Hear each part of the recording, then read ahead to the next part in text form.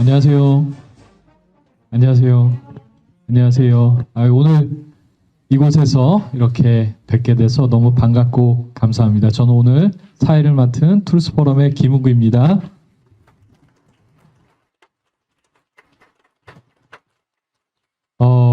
여러분들 혹시 그 박정희 기념관, 도서관, 그러니까 예전에 와보신 분들 계신가요?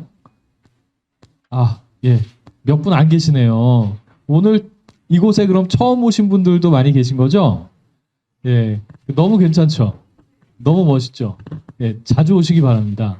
자주 오셔서 많이 좀 활용해 주시면 좋을 것 같아요. 그리고 제가 오늘 여기 이쪽에 앉아 있고 카메라가 지금 이쪽을 찍고 있는데 여러분들 거기 앉아 계신 모습이 사실 너무 멋있습니다. 너무 멋있어서 오늘 또 그 뉴데일리에서 그러니까 사진 기자님께서 오셨는데 여기 방청객 분들 앉아 계신 것도 많이 찍어주시면 감사하겠습니다. 예, 오늘 특별히 저희가 그 5.16의 5월에 되새겨보는 박정희 시대의 의의, 박정희 청년 세미나를 진행하게 됐는데요. 이 자리 함께해 주신 한 분 한 분께 진심으로 감사드리고 환영의 말씀을 드립니다. 우선 오늘 행사를 진행하기 앞서서 저희 감사의 인사를 좀 드렸으면 하는데요. 유영구 이사장님을 비롯한 그 박정희 대통령 기념재단 관계자분들 그리고 또 좌승희 원장님을 비롯한 박정희 학술원 관계자분들께 심심한 감사의 말씀을 드립니다. 그리고 오늘 좌승희 원장님께서는 지금 이 앞에 앉아 계세요. 예, 그 환영의 박수, 감사의 박수 저희가 또 드리겠습니다. 예, 좌승희 원장님께서 특별히 그 청년들이 대한민국의 청년들이 박정희 대통령에 대해서 제대로 이해하고 이분의 뜻을 잘 기었으면 좋겠다 하는 마음의 열정이 있으십니다. 열정이 있으셔서 정말 다방면으로 여러 방면으로 애쓰시는 모습을 제가 봤는데요. 오늘 이 프로그램도 그 일환으로 준비하게 됐습니다. 여러분들께서 이렇게 함께 와주셔서 진심으로 감사드립니다. 그리고 또 오늘 행사를 진행하는 데 있어서 이분은 꼭 그 소개를 해드려야 하겠는데요. 오늘 행사를 전체적으로 기획하시고 지도해 주신 국가전략포럼 연구위원 이강호 위원님 소개드립니다. 큰 박수 부탁드리겠습니다. 예, 이강호 위원님께서 개인적으로 제가 참 좋아하는 분입니다. 그런데 예전에 빨갱이셨어요. 스스로 그렇게 소개하십니다. 80년대 82학번이시죠?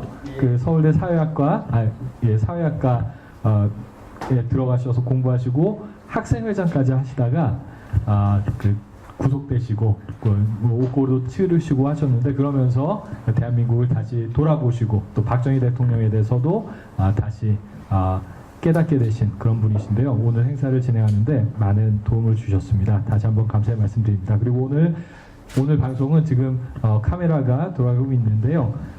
실시간 방송으로 함께 하시는 분들이 또 많이 계십니다. 박정희 기념재단의 김영호 팀장님 그리고 툴스포럼의 최정훈 감독님 감사드립니다. 박수 한번 부탁드리겠습니다.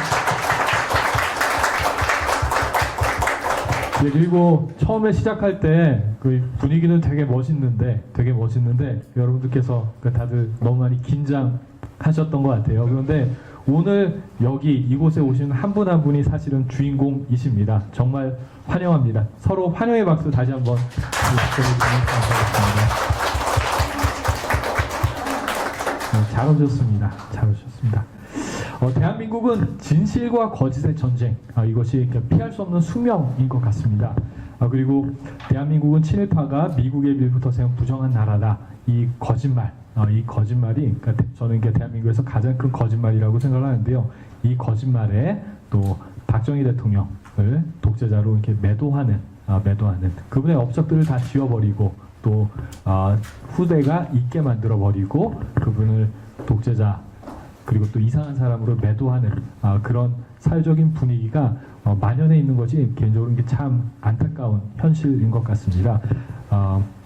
저희 오늘 이 진행하는 행사는 그런 왜곡된 박정희 대통령에 대한 잘못된 이해들을 바로잡기 위해서 기획된 것인데요. 오늘 특별히 네 분의 발표자를 모셨습니다. 이건희, 최종열, 문은주, 이문규님 큰 박수로 저희가 앞으로 모시도록 하겠습니다. 예, 앞쪽에 자리해 주시면 감사하겠습니다. 예, 제가 간단히 소개해드리면은 이건희님은 트루스포럼 청년 회원이시고, 그리고 또 그 최종열님은 한국외대 17학번이세요. 그리고 얼마 전에 있었던 그 박정희 논술 공모전에서 그 수상하신 분이십니다. 그리고 문은주 박사님은 트루스포럼 연구위원으로 활동하고 계시고, 또 이문규님은 박정희 논술 공모전 수상자이시고, 또 애국청년 300용사로 활동을 하고 계십니다. 그러면은 지금부터 저희가 세미나 진행하도록 하겠는데요. 우선 첫 번째 주제입니다. 학교에서 박정희에 대해서 어떻게 배웠나? 예, 왜곡된 교육 실상에 대한 보고인데요. 첫 번째 발표 진행해 주실 이건희님 큰 박수로 환영해 주시면 감사하겠습니다.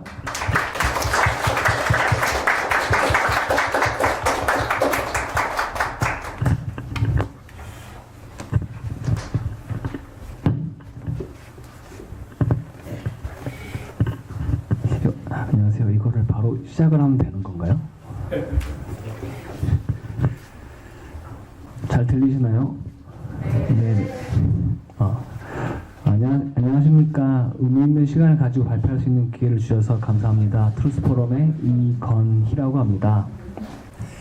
오늘 제가 발제를 맡은 주제는 학교에서 박정희에 대해서 어떻게 배웠나에 대한 주제를 가지고 이제 발제를 할 거고요.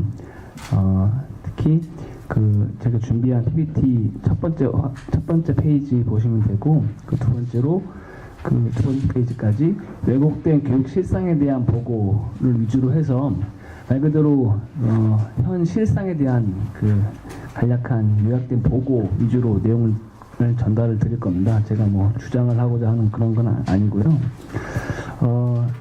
시간 관계상 제가 시간이 많이 허락되지 않아서 깊이 있는 내용을 다루지는 못하겠지만은, 기본적으로 저희 지금 초등학생들이 현재 학교에서 실제로 배우고 있는 내용을 제가 찾아봤습니다. 거기 PPT 내용에 보시면은 이제 이 페이지에 첫 번째 보시면 글씨가 좀 작아서 잘 안 보이시는데요. 저희 우리나라 지금 초등학생들이 국정교과서를 지금 쓰고 있어요. 내년부터는 바뀐다고 하는데, 일단 사회 6-1, 그러니까 6학년 1학기 때 소위 말해서 근현대사를 이제 배우게 됩니다. 그 전까지는 초등학생들이 전혀 역사에 대해서 배우지 않는데요.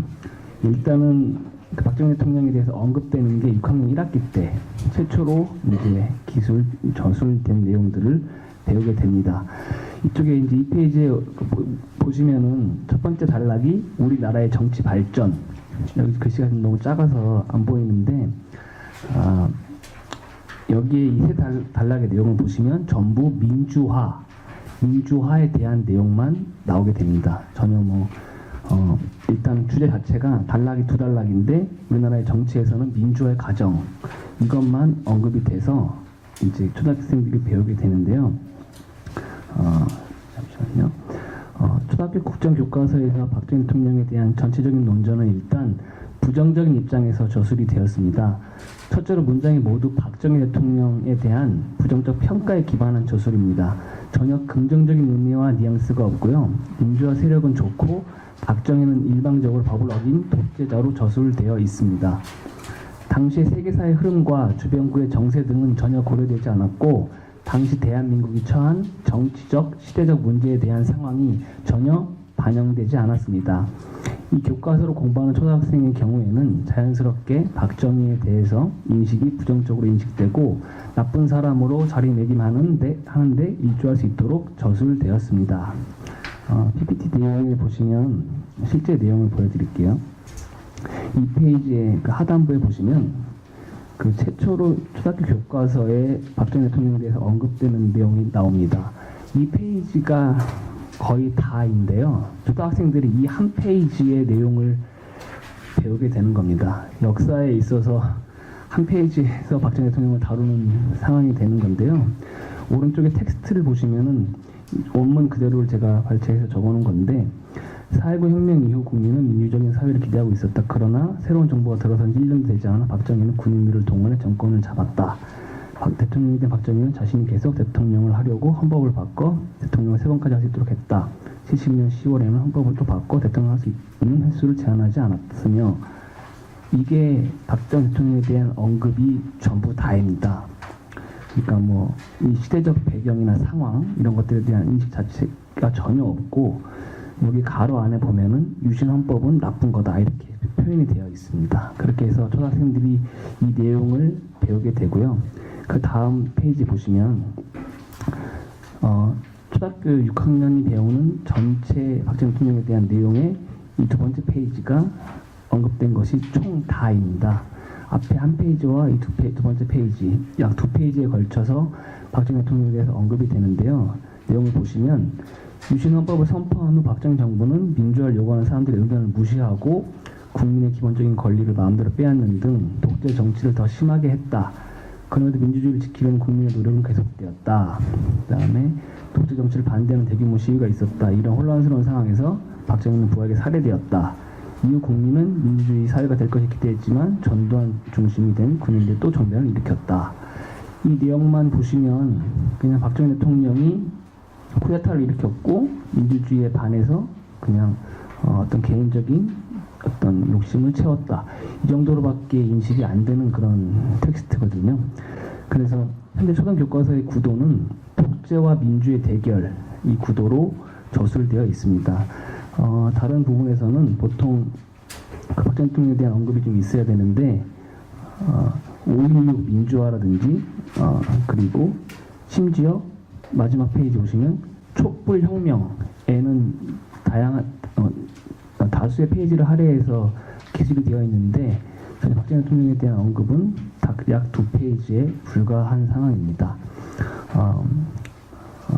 자유민주 대한민국의 역사에서 가장 핵심적인 대결 구도는 독재와 민주의 대결이 아니고 대한민국이 건국 때부터 선택한 자유민주주의 체제에 대항하여 그것을 부정하고 붕괴시키려고 한 세력과의 대결이었는데 그에 대한 언급은 전혀 없고 이렇게 일방적으로 민주화 세력에 대한 어떤 호의적인 태도에 입각해서 교과서가 저술되어 있습니다. 대한민국 건국부터 현대사를 통틀어 그 전쟁이 단 한 번도 멈춘 적이 없고 지금도 그 연장선상에 있는데 만약에 우리가 그 싸움에서 진다면 대한민국의 자유민주주의 체제의 근본이 무너지고 지금의 자유와 번영의 대한민국은 존재할 수 없습니다. 5.16을 군사 쿠데타로 부정적으로 단순하게 표현하고 있는데 초등학교를 비롯하여 중고등학교에서도 그 시대의 배경을 종합적으로 가르치고 있지 않습니다. 5.16은 안정적인 민주 헌정을 파괴한 것이 아닙니다. 당시에는 북한의 노골적인 적화 야욕이 지속된 시기였고 당시 김일성은 4.19 직후에 1960년 8월 14일에 8.16 경축사를 통해서 연방제 통일안을 최초로 제기했던 시기입니다. 이와 같은 시대 상황이 배경이 있음에도 불구하고 이런 것들은 전혀 언급이 되어 있지 않죠. 당시 북한은 본인들이 주도해서 통일을 할 의도를 가지고 대남 공작망을 가동하여 대한민국 내부에서 사회 혼란을 야기하고 각종 시위의 배후에서 공작을 펼치는 상황이었습니다. 그러나 당시 정권을 잡고 있던 민주당은 전혀 그 사태를 제압하지 못하고 혼란스러운 상황이었고 서로 정쟁만 일삼으면서 헤어나오지 못하는 상황이었습니다. 이와 같은 상황에서 이 혼란한 시기에 대한민국의 자유민주 헌정은 중대한 위험에 빠져들고 있었고 그 상황을 수습하고 정상화시킨 것이 5.16이었습니다. 그 위기는 5.16을 거치면서 수습되었고 위기에 처한 자유민주 질서는 지켜질 수 있었던 것입니다. 5.16은 이와 같은 체제 수호의 관점에서 바라볼 수 있는 균형 잡힌 시각에서 초등 교과서가 저술되어야 하는데 현재 대한민국의 초등 국정 교과서에서는 그와 같은 내용이 전혀 포함되어 있지 않습니다. 자라나는 학생들에게 어려서부터 이런 오염된 역사를 주입하게 된다면 체제 수호의 자랑스러운 역사로서 박정희 대통령을 기억하고 인식하는 것이 아니라 단순히 한 개인의 욕심 많은 독재자라고 기억되게 될 것입니다. 그런 학생들이 전국의 초등학교에서 이 교과서를 학습을 하고 세뇌가 되어 중학교, 고등학교를 진학하고 그들이 사회에 나와서 유권자가 된다면 앞으로의 자유민주 수호 세력의 정치 세력은 더욱 힘을 잃고 약화돼서 설 자리가 좁아지게 될 것입니다. 1987년 6월 민주화 항쟁이 마치 없던 민주주의를 투쟁으로 얻어낸 것처럼 인식되는데 대한민국은 이미 건국 당시 이승만 대통령의 건국 그 자체가 자유민주주의 체제를 수립한 혁명이었습니다. 다만 북한을 주축으로 한 남한의 좌익 세력이 끊임없이 체제를 정복하고 이 땅의 자유민주주의를 빼앗기 위한 공격에 대항해야 했고 그 과정에서 자유민주주의를 수호해야 했던 것입니다. 그와 같은 상황 하에서 박정희 대통령의 당시 5.16을 바라봐야 하고 정당성을 인정해야 합니다. 현재 그래서 지금 대한민국 초등국정교과서에서는 이와 같은 균형 잡히지 못한 내용으로 저술이 되어 있다는 내용을 일단 말씀드리도록 하겠습니다. 감사합니다.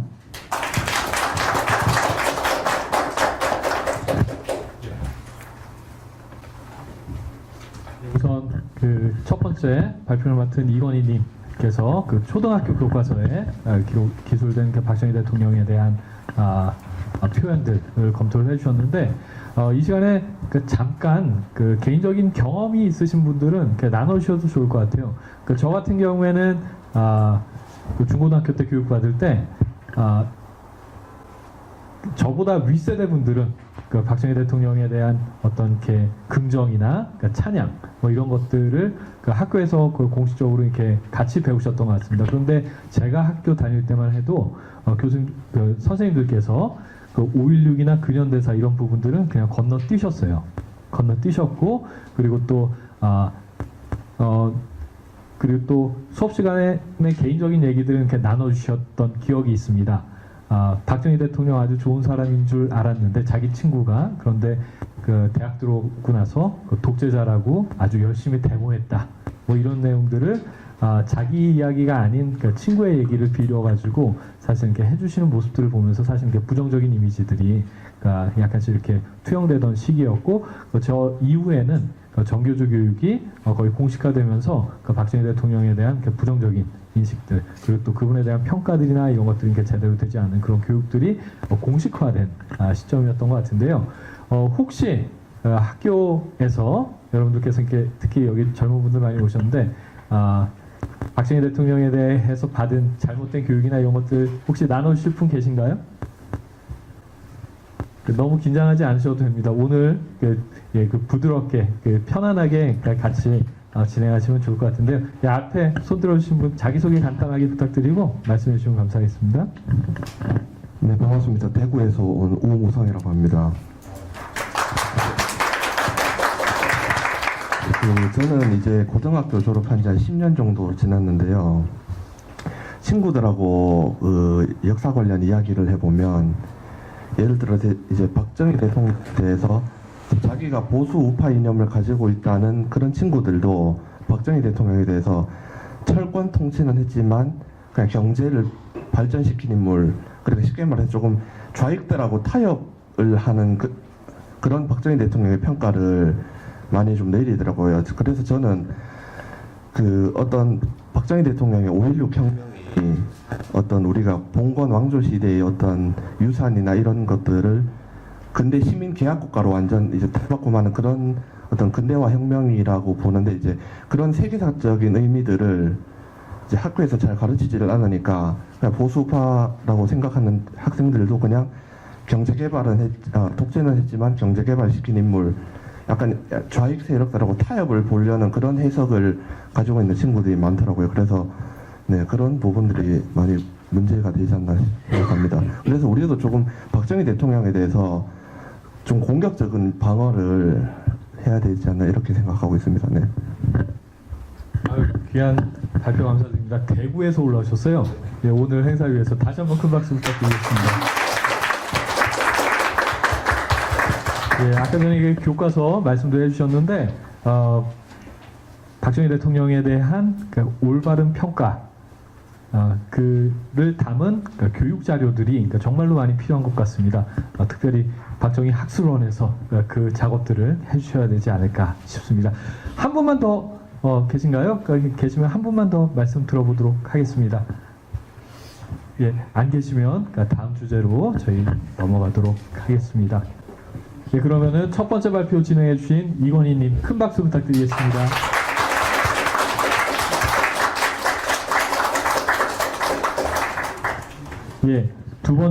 두 번째 주제는 5.16 쿠데타는 잘못된 것인가? 당시 상황과 역사적 과제에 대한 재인식이라는 제목으로 박정희 논술 공모전 수상자이시고 또 현재 한국외대 17학번이신 최종열님 모시고 발표 듣도록 하겠습니다. 큰 박수 부탁드립니다.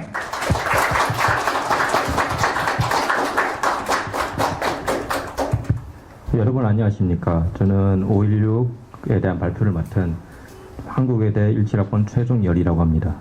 저는 대한민국 국민의 한 사람으로서 현재의 대한민국과 그리고 박정희 신화 그리고 현재의 대한민국 신화의 시작점이 된 5.16 혁명에 대한 탐구를 진행하였으며 그리고 이 신화의 시작이라고 할 수 있는 5.16 혁명을 올바르게 이해하기 위해서는 먼저 5.16이 일어난 배경에 대해 알아볼 필요가 있다고 생각하여서 이 탐구를 진행하게 되었습니다.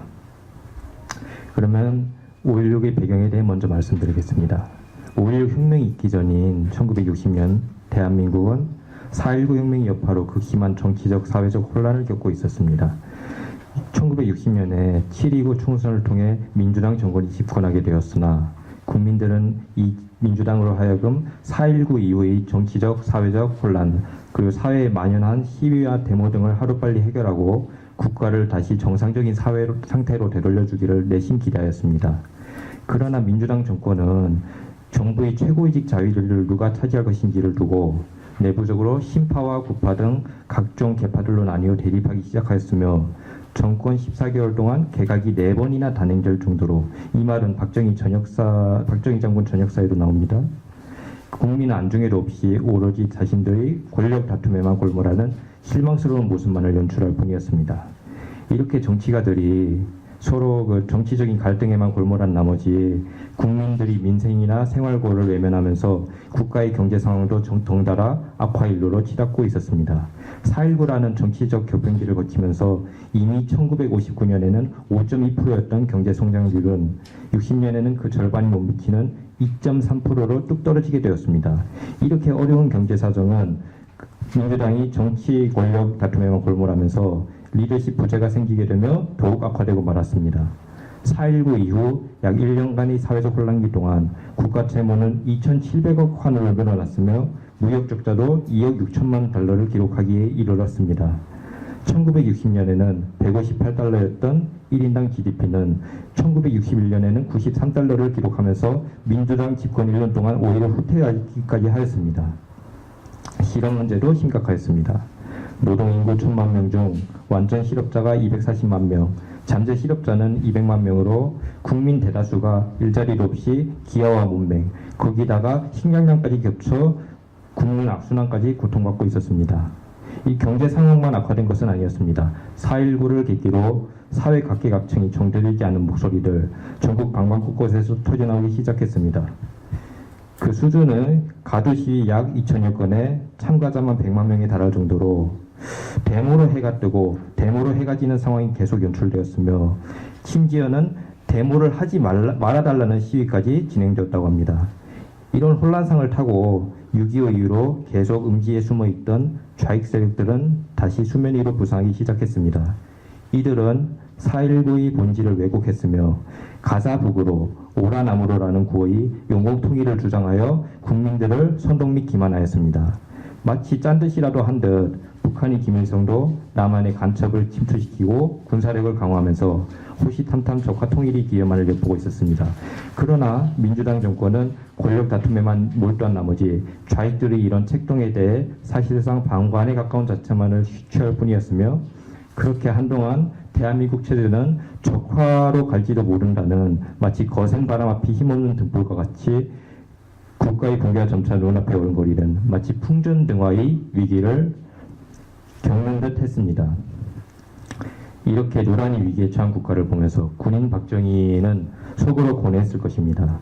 과연 군인으로서 국가 붕괴의 위기를 바라만 보고 있어야 하는가?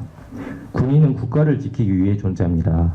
만약 국가가 사라진다면 군인으로서는 지킬 대상이 사라지게 되는 것입니다. 이미 수많은 병사들이 공산주의 세력의 침공으로부터 대한민국과 자유민주주의 이념을 지키기 위해 희생되었습니다.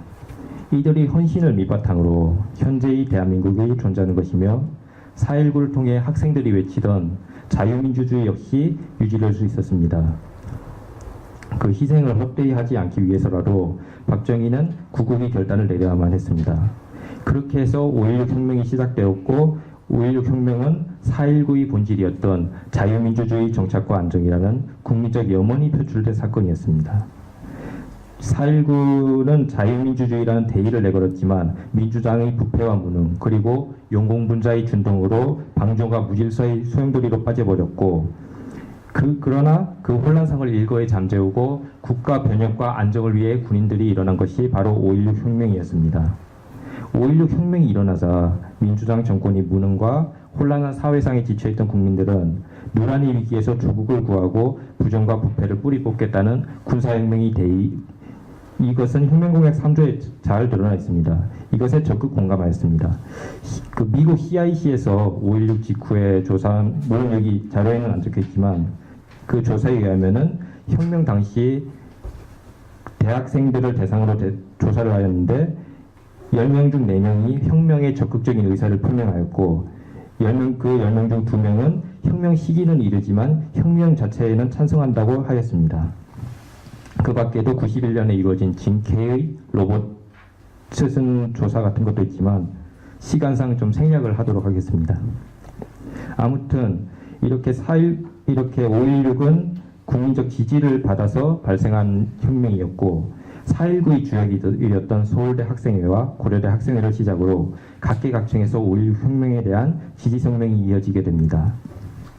그 대표적인 예로 당대의 대표적 지식인이면서 추후 박정희 대통령과 정치적으로 대립을 하게 되는 장준하가 있는데 장준하는 5.16 혁명 직후 권두원이라는 가명으로 사상계, 이 사상계라는 것은 당시 지식인들이 모여서 만든 잡지입니다. 이 사상계의 기고를 통해 이렇게 말합니다. 절정에 달한 국정의 문란, 고질화한 부패, 마비 상태에 빠진 사회적 기강 등 누란의 위기에서 민족적 활로를 타개하기 위해 최후 수단으로 일어난 것이 5.16 혁명이라고 평하면서 4.19 혁명이 입헌 정치와 자유를 쟁취하기 위한 민주주의 혁명이었다면 5.16 혁명은 부패와 무능과 무질서와 공산주의 책동을 타파하고 국가의 진로를 바로잡으려는 민족주의적 군사혁명이다라고 하며 이어서 말합니다. 무능하고 고식적인 집권당. 여기서 집권당은 민주당을 일컫습니다. 이 민주당과 정치가 수행하지 못한 4.19 혁명의 과업을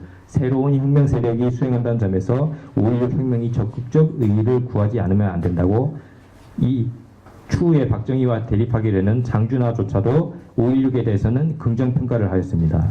마찬가지로 이후에 박정희에 대해 비판을 하게 되는 함석헌도 5.16에 대해서는 학생은 잎이요 군인은 꽃이라며 4.19의 완결 과정으로서의 5.16의 역할을 긍정하였습니다. 5.16 직후 혁명군은 질서유지 활동을 통해 4.19 이후로 전국적으로 만연해 있던 민주당이 미처 해결하지 못한 무질서와 방종을 성공적으로 잠재울 수 있었습니다. 또한 혁명정부는 민주당 정권의 부패상을 조사 및 발표하였으며 부정축제 처리법을 공포해 7억 2천만 원에 이르는 자금을 환수하였습니다.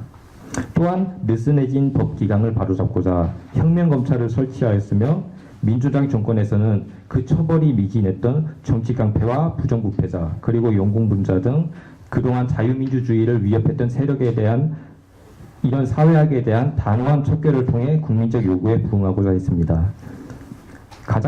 혁명정부에서 이루어진 가장 중요한 일은 과거 이승만 대통령이 민주당의 반대를 무릅쓰고 직선제로의 개헌을 통해 민주화를 쟁취한 것처럼 1962년에 대통령 간선제에서 직선제로의 개헌을 단행하여 국민에게 대통령 선출권을 다시 돌려주었습니다. 이렇게 정착된 민주적 절차를 통하여 박정희는 1963년 대선에서 윤보성과 박빙의 승부를 보이며 아슬아슬하게 당선되었으며 이는 5.16 혁명이 어떻게 자유민주주의의 정착 및 발전에 기여하였는지 또한 박정희가 민주적 절차를 중시하였으며 박정희가 왜 독재자로 폄하될 수 없는지를 그 이유를 잘 보여주고 있습니다. 5.16 혁명으로 제기된 시대적 요구는 단순히 이렇게 정치적 혼란과 위기의 수습에만 국한된 것은 아니었습니다. 혁명공약이 4조를 통해 볼 수 있듯이 절망과 기아에 빠진 국민을 구하기 위해 경제를 부흥시키겠다고 했는데 이는 가난과 빈곤의 시대를 끝내고 번영의 나라를 만들고자 하는 국민적 열망이 5.16에 담겨 있었다는 것을 잘 보여줍니다.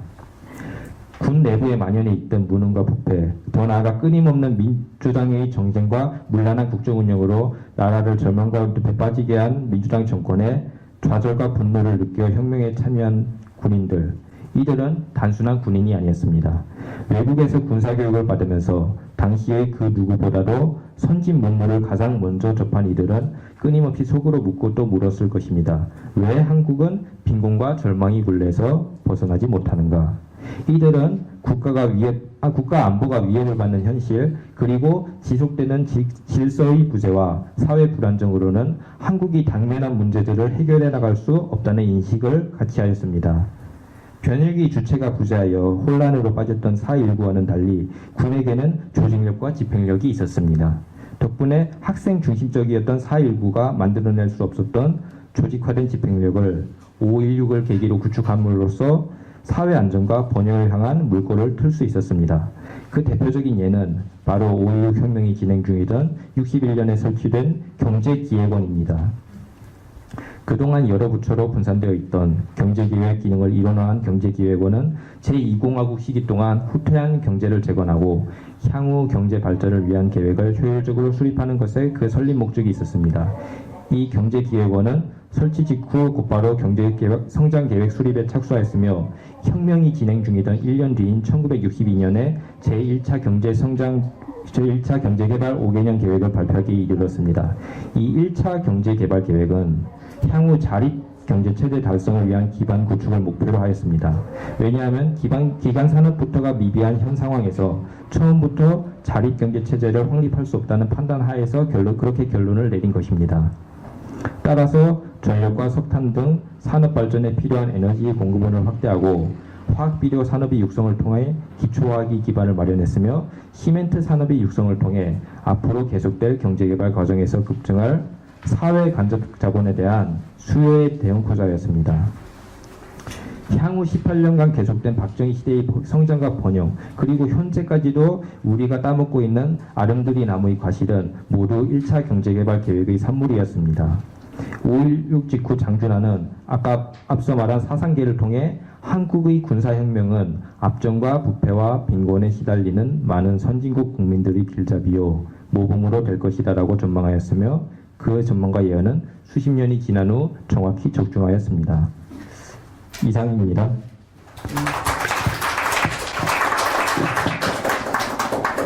잠깐 앉아 계시죠? 예. 여러분들 박정희 대통령에 대해서 최동열 님이 아주 업적이나 이런 부분들을 이렇게 잘 정리를 해주셨는데요. 개인적으로 사실 좀 질문을 드리고 싶습니다. 박정희 대통령에 대해서 관심을 갖게 된 계기가 있나요?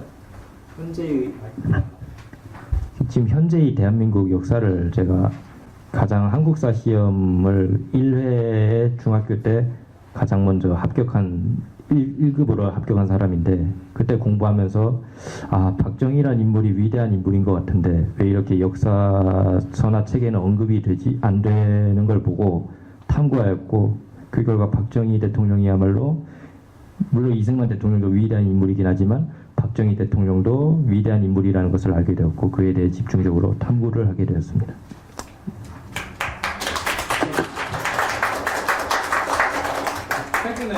최근에 한 3, 4년 정도 그 기간 동안 특별히 또 이승만 대통령에 대한 재평가들이 교회를 중심으로 적극적으로 일어나고 있는 것들 참 고무적인 현상인 것 같습니다. 그런데 거기에 비해서 또 이렇게 박정희 대통령에 대해서는 아직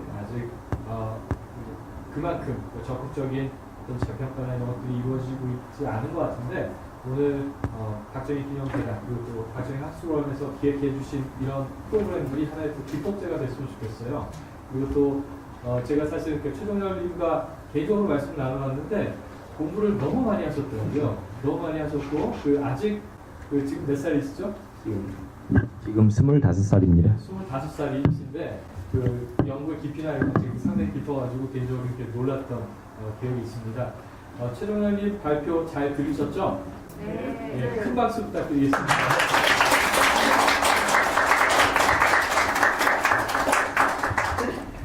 예, 다음으로는 저희가 반 박정희 세력 노선으로 경제 기적이 가능했을까? 박정희 대통령을 부정하시는 분들은 박정희 대통령이 잘해서 대한민국의 경제가 발전하는 게 아니라 우리 국민들이 열심히 노력해서 그렇다. 지도자가 누구였어도 상관없이 대한민국이 발전했을 것이다. 이런 주장을 해서 글을 많이 냈습니다. 그런데 그런 주장들이 타당한 것인지 한번 돌아보는 시간이 됐으면 좋겠습니다. 문은주 박사님 큰 박수로 환영해 주시면 감사하겠습니다.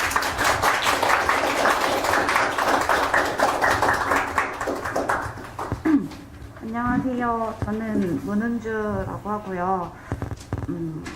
발표에 앞서서 저는 이제 그림 그리는 사람이어서 네, 그렇습니다. 그래서 그림 그리는데 가방끈이 좀 많이 길긴 한데 예, 마스크 편하게. 가방끈이 좀 많이 길긴 하지만 그래도 계속 이제 그림을 계속 그리고 있고 또 이제 관련으로 이제 공부도 하고 있고 그런데 좀 이제 이번에 이 글을 쓰고 공부를 하면서 되게 느꼈던 부분들, 좀 충격적으로 다가왔던 부분들, 어쨌든 제가 미술사나 이런 부분들에 되게 관심이 많으니까요. 그래서 그런 부분들이랑 좀 비교를 하면서 그 당시에 이제 조선이나 한국의 상황들과 비교하면서 좀 많이 상황들을 봤어요. 그래서 그런 부분들에 대해서 좀 제가 공부했던 거를 나누도록 하겠습니다. 그래서 저는 어쨌든 그림을 그리는 사람으로서 좀 박정희라는 어떤 인물에 대한 다가오는 느낌이 좀 자유 억압의 상징이라는 좀 느낌이 많았어요, 저에게는. 왜냐면은 그냥 학창 시절부터 그런 교육을 항상 받아왔고, 특히 고등학교 때 약간 근현대사 수업 시간에 좀 그런 진짜 속된 말로 이제 런승만 해도 6.25 때 다리 폭파시키고 이상한 데처럼 도망갔다고 막 이런 거를 그때 국사 선생님이 대놓고 말씀을 하셨고, 박정희 시대 때 얼마나 많은 사람들이 죽었는지 막 이런 것들에 대해서 많이 배웠어요. 그리고 저는 또 고향도 좀 제주도고 이래서 4.3의 본고장이 아니겠습니까? 그래서 좀 다양하게 이제 어쨌든 그 시대에 대한 불만까지는 아니고 그냥 부정적인 이미지가 되게 많았어요. 그래서 어떻게 보면은 되게 그림 그리는 사람으로서 표현의 자유라던가 내가 하고 싶은 것에 대한 어떠한 나의 내가 표현을 하고 싶은 것, 욕망에 대한 그런 것들을 억압하고 차단하는 어떠한 시스템이 가동된다는 그 자체가 불편했고 되게 불편했었던 것 같아요. 그렇지만 이제 좀 나이가 들면서 이렇게 나이가 많지는 않지만 사실 이렇게 좀 지나가면서 제 생각이 많이 바뀌었어요. 생각보다 세상이 그렇게 이상적으로 굴러가지 않는구나. 이런 것들 좀 되게 확 깨닫게 되면서 이승만 대통령이라던가 박정희 대통령에 대한 평가가 그냥 180도 바뀌게 됐어요. 그래서 그러면서 이제 특히 이제 제가 공부했던 것들이랑 비교하면서 생각했을 때 가장 충격적으로 다가왔던 사실 우리나라가 건국이 100년이 안 됐다는 거. 대한민국이 건국이 100년이 안 됐다는 게 되게 너무 충격적이었고, 그 전이 조선이었다는 거. 그래서 조선 당시 실상을 다 아시잖아요. 그래서 이게 너무 이미 서구는 1700년대에 이미 봉건제가 무너지고 근대 국가의 그 모습을, 산업혁명이 일어나고 군대 국가의 모습을 갖춰가고 있는데 그냥 조선은 계속 정당끼리 막 싸우고 있고 그런 것들. 그리고 더 좀 미술하는 사람으로서 더 이렇게 마음이 아픈 거는 한국의 미를 BM이라고 야나기 무네요시라는 일본의 그 뭐라 그래 미학자가 비애의 미 이러면서 한국의 뭐 백이민족 하얀색의 뭐 그런 것들을 많이 이야기를 했는데 돈이 없으니까 가난하니까 흰 무명 옷을 입을 수밖에 없었겠죠. 하지만 반면에 그 당시에 일본은 이미 이제 1800년 중반에 메이지 유신으로 근대화 국가를 완성을 했고 그리고 이미 유럽 전역에 자포니즘이라 그래서 그냥 유럽 전역을 그 휩쓸었어요. 그들의 양식과 스타일들이. 그래서 여러분이 가장 좋아하시는 반 고흐, 인상파 화가들은 한 명도 이 자포니즘의 영향을 받지 않은 사람이 없어요. 인상파는 자포니즘이 없었으면은 그런 아름다운 색채를 만들어내지 못했을 거예요. 그들의 그런 구도라던가 그리고 그래서 이러한 부분들이 되게 그림 그리는 사람으로서 미술을 하는 사람으로서 되게 많이 속상했고 마음이 많이 아팠고 달항아리 또 우리가 되게 한국의 이제 가장 아름다운 예술 달항아리 이런 얘기를 많이 하는데 달항아리는 실제로는 그냥 망가진 어떠한 그냥 막자 사발 같은 것들을 붙여서 만든 거예요. 이렇게 붙여서 항아리를 만든 건데 그러니까 서민들이 그냥 가난해서 그냥 그렇게 만들었던 거예요, 그게. 근데 이제 거기서 야나기 무네요시 같은 사람들, 일본 그들이 불완전의 미라고 하면서 말을 해준 그런 부분들이 있습니다. 그래서 이렇게 하면서 1945년 외세로 인하여 독립을 했지만 바로 이게 군대국가 조선이었는데 바로 그냥 왕정 제도의 조선이었는데 당연히 군대국가 될 리가 만무하고 이승만이라는 대단한 혁명가 덕분에 군대국가로 이렇게 올 수 있었고 그런 과정 가운데 또 6.25 전쟁 그러니까 그나마 있었던 모든 산업시설조차 다 붕괴되고 아무것도 없는 진짜 최악의 빈민국으로 됐었던 상황이죠. 하지만 그래도 이승만 대통령께서 정치와 외교로 이제 얻어낸 미국의 지원들과 그리고 끝까지 이렇게 하셨던 초등교육 의무화 이런 것들 때문에 다행히도 우리나라 사람들이 문맹률에서 이렇게 벗어나고 그러면서 이제 그것이 맞아 떨어지면서 이제 박정희 대통령이 이제 5.16 혁명을 단행했을 때 이제 그런 어떤 교육했던 것들이 발휘되면서 나름 일꾼들을 이제 바로바로 이제 충당하면서 이제 나라의 발전을 위하여 사용을 할 수 있었죠. 그래서 그리고 어쨌든 그런 박정희 대통령의 목표는 조국 근대화였습니다. 근데 이 조국 근대화라는 게 단지 그냥 산업혁명, 어떠한 산업적으로만 잘 살고 경제적인 부의 추구만이 아니라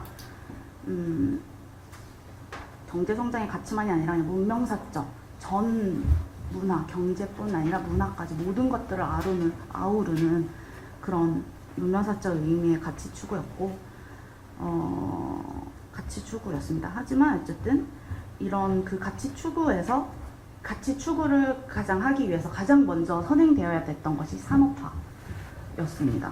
그래서 이 산업화를 통하여 이제 어쨌든 나라 경제가 너무나 좋아졌고 국민들이 소득 수준이나 삶의 질 자체 모든 것들이 이제 소비 수준 이런 것들이 올라가면서 당연히 그에 따라오는 지식 수준도 당연히 올라가겠죠.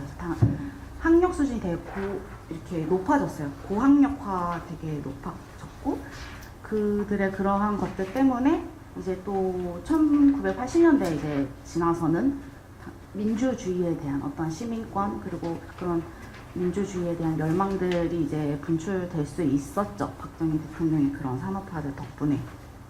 하지만 반면에 이렇게 박정희 대통령이 이제 다 방면에서 이제 정말 어떠한 큰 숲을 보고 이렇게 앞을 나가는데 야당은 이제 근대화에 대하여 무조건 박정희 대통령이 권력 추구를 하기 위하여 만들었다. 그거를 강행하는 거다라고 비판을 하였고 이제 그들의 가치는 이제 민주라고 하지만 산업화가 기반이 되지 않은 그런 민주주의는 결국에 포퓰리즘으로 갈 수밖에 없고, 또한 그 포퓰리즘으로 이제 뭔가 정치가 이루어지면 경제 발전이 이루어질 수가 없겠죠. 그래서 경제 발전 또 이러한 이유 덕분에 결국에는 악순환, 포퓰리즘과 그리고 국가의 재정이 바닥나고 결국엔 또 국민들의 삶이 어려워지는 이런 악순환이 될 수밖에 없는 그들의 어떠한 주장들은.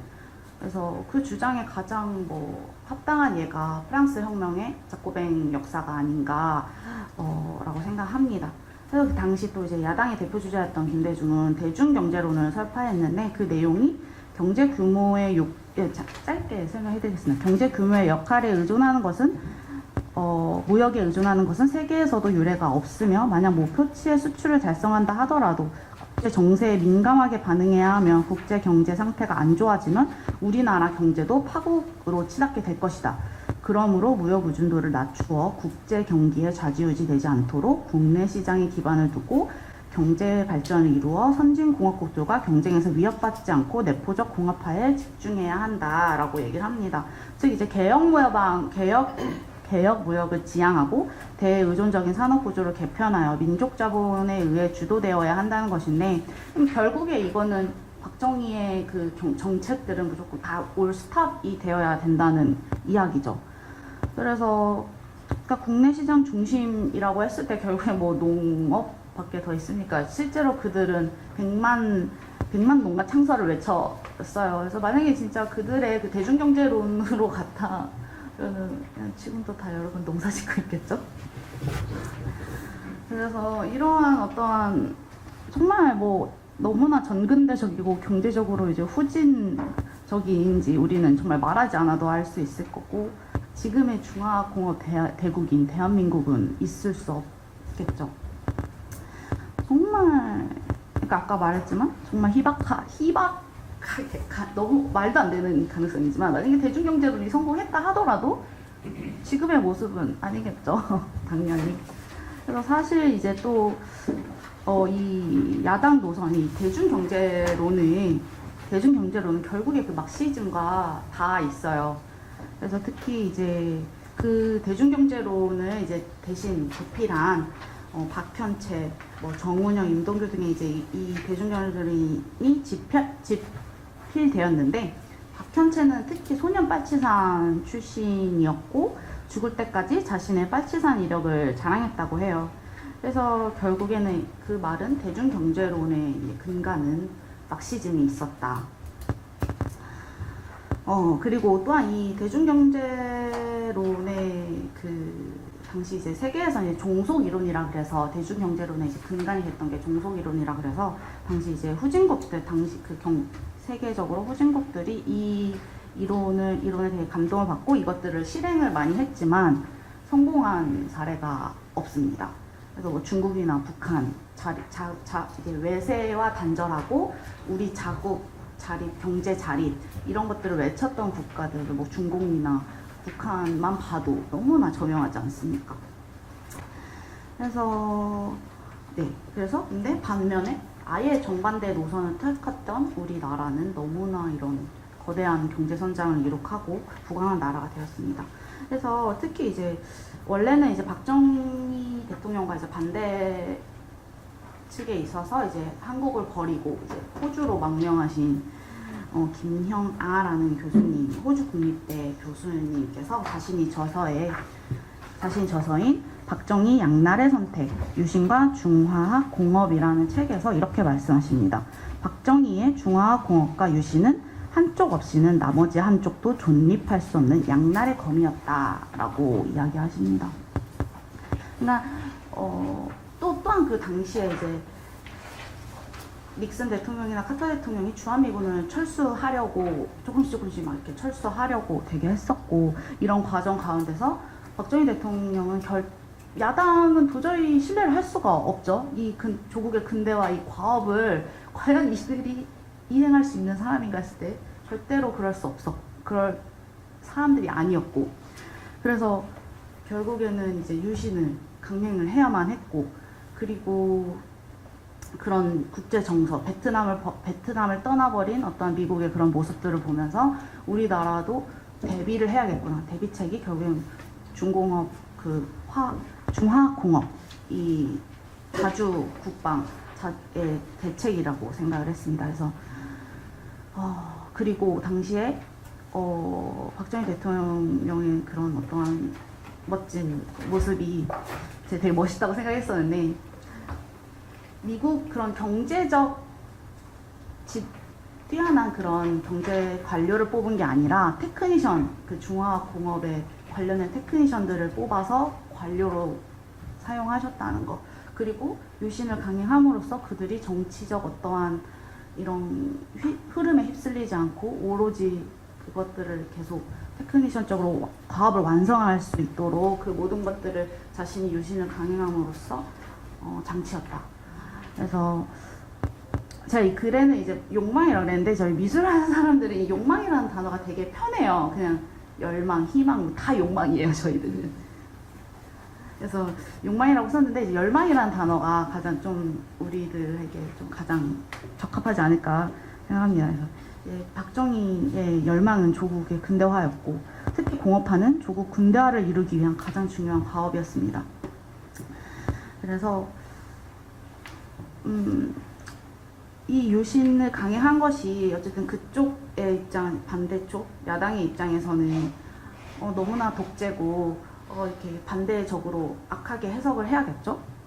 하지만 그 박정희 대통령이 집권하던 그 시기 1963년부터 그리고 외환위기 전까지 우리나라 경제 성장률은 9.1%였습니다.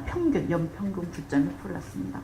유례 없는 성장률이었고, 말도 안 되는, 세계에서 유례 없는 성장률이기 때문에 대중 경제론의 반대편에 있었던 산업화, 공업화, 즉 조국 근대화가 너무나 성공한 정책이었고 너무나 아름다운 정책이었다는 것들을 반증하는 이야기죠.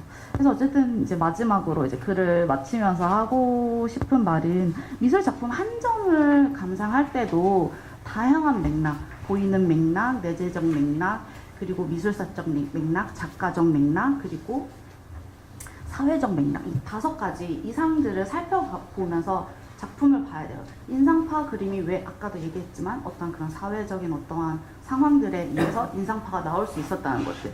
그러면 그 인상파 작품 볼 때 더 재밌게, 그냥 예쁘다가 아니라 그 정도로만 봐도 충분하지만 이러한 사회적인 어떠한 역사적 흐름 가운데서 이들이 얼마나 그냥 아카데미적 도제식의 그런 르네상스적인 어떤 그런 아름다움을 추구하는 것이 아니라 더 나아가서 정말 눈에 보이는 어떠한 그 상태를 추구했다는 거, 그리고 이제 사진기가 발명되면서 더 이상 어떠한 기념하는 것들의 의미가 그림을 그림으로써 기념하는 것들의 의미가 없다는 것들을 그들은 깨달았거든요.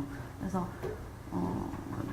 더 이성적이고 더 눈에 보이는 대로 그런 것들을 첨예하게 발견하기 원했고, 그래서 그런 아름다운 그런 우리가 그 색채, 반고의 그런 그림들 즐길 수 있게 된 거예요. 아니면 진짜 이러한 것들이 없다면 지금도 여전히 도제식 교육이 아카데미에 들어가서 선생님 밑에서 막 십몇 년을 막 고생하면서 그림 그리는 그냥 진짜 테크니컬한 어떠한 그런 도공의 삶을 살아갔겠죠, 미술가들은. 하지만 이렇게 다양한 맥락으로 이 작품 한 점을 감상하는 데는 다양한 맥락이 필요한데, 정말 그 시대를 대표하고 그 한 나라의 대통령은 흑백 논리로 무자르듯이 흑백 이렇게 평가할 수 없다고, 재단할 수 없다고 생각합니다. 그래서 촘촘하고 다양한 회색지대가 있음을 우리는 인정하고 조국 근대화의 혁명을 이룬 박정희 대통령님을 그대로 좀 있는 그대로 바라보고 평가하기를 촉구하는 바입니다. 감사합니다.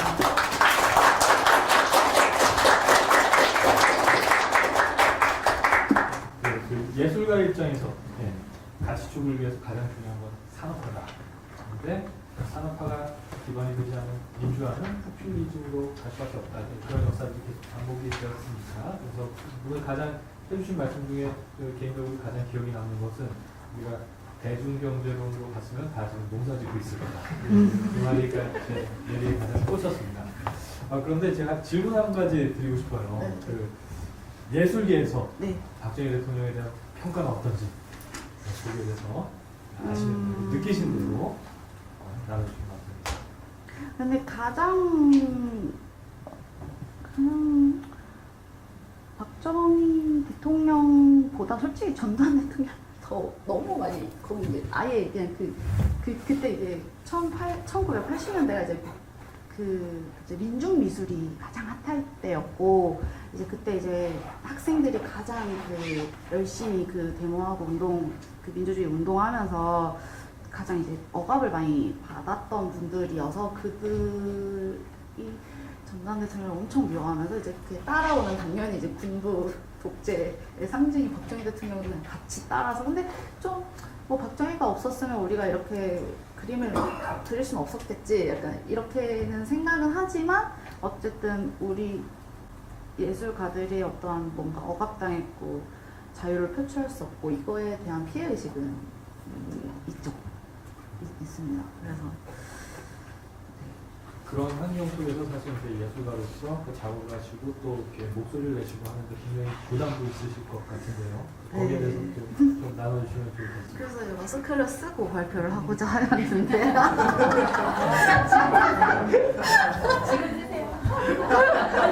이미 뭐 다 나왔는데 그래가지고 처음에는 되게 처음에는 되게 많이 이렇게 부담스럽고 많이 그러니까 이 발표하는 거에 대해서는 이제 너무 제가 2018년도부터 이제 트루스 포럼에 가입하고 이러면서 근데 초반에는 되게 좀 힘들었었어요. 뭔가 내 자체 이렇게 드러내고 이랬던 게 좀 힘들었었는데 그래서 뭐 졸업했고 학위도 땄고 이러면 내 삶을 살아야죠. 그런 마음이 있습니다. 그래서 아무래도 학교라는 어떤 제도 안에서는 확실히 교수님 미술 이 역사 자체가 이제 미술 자체가 되게 철학에 현대 철학 이런 데 되게 많은 영향을 받고 있고 그것들로 인하여 해석되고 또 어떠한 그들이 이야기하는 어떤 키워드들로 많은 작업들이 지금 이루어지고 있기 때문에 학교 다닐 때는 좀 되게 나의 어떤 정치색이라던가 나의 정체성에 대해서 밝히는 것들이 되게 많이 솔직히 좀 많이 두려웠어요. 많이 두렵고 대화를 할 때도 항상 조심했었어야 됐고 이제 발표하면서 이렇게 막 말을 팍탁탁 하는 좀 그런 성격이어서 이렇게 하면 안 되기 때문에 항상 조심하고 예의 바르게 행동하려고 하고 그랬었던 것 같아요. 많이 억압되어 있었죠. 이렇게 위축되어 있었죠. 그 어려운 과정들을 지나오시고 박사학위 잘 마치시고 지금 이제 계속 활동하고 계신데 저 응원의 박수 한번 부탁드릴게요. 제가 이 질문을 사실 은주님께 문은주 박사님께 드린 이유가 있습니다. 네.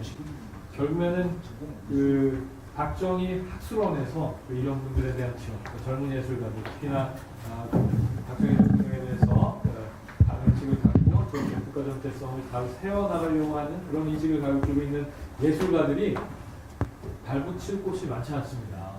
그래서 사실 많이 뵀어요. 그런 분들을. 특히나 젊은 분들. 그러니까 거장이라고 하시는 분들 중에서는 이미 다 자리 잡으시고 예술계 거장이라고 하시는 분들 중에서는 그런 자신의 의견을 피력하시고 목소리 내시는 분들을 제가 종종 뵀습니다. 그런데 특히나 이렇게 대학에서 학위 과정을 진행하고 있는 그런 대학원생, 석사과정, 박사과정 학생들 같은 경우에는 교수님들과 의견의 대립이나 이런 것들이 있을 때 사실 상당히 어려운 입장에 취하는 경우들 많이 봤고 그리고 자신들의 생각을 자연스럽게 표출할 수 있는 기회들 자체가 제한되는 것들은 너무 많이 봤습니다. 사실 문은주 박사님도 그런 케이스 중에 하나였는데요. 이런 분들을 박정희 학술원에서 특별히 또 많이 지원하시고 후원하셔야 되지 않을까. 좌승희 원장님께서 여기 계셔서 제가